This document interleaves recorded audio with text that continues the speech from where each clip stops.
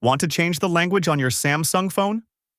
In this video, I'll show you the quickest way to do it. Let's get started. First, open the Settings app on your Samsung phone.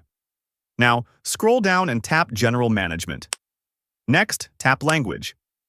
Here, you'll see the current language your phone is using.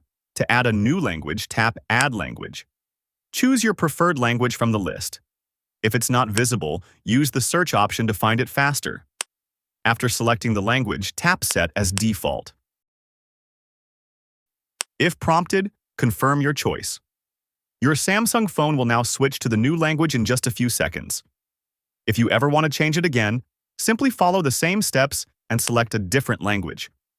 And that's how you can easily change the language on your Samsung phone. If this video helped you, don't forget to like the video and subscribe to the channel for more simple tech tutorials. Thanks for watching.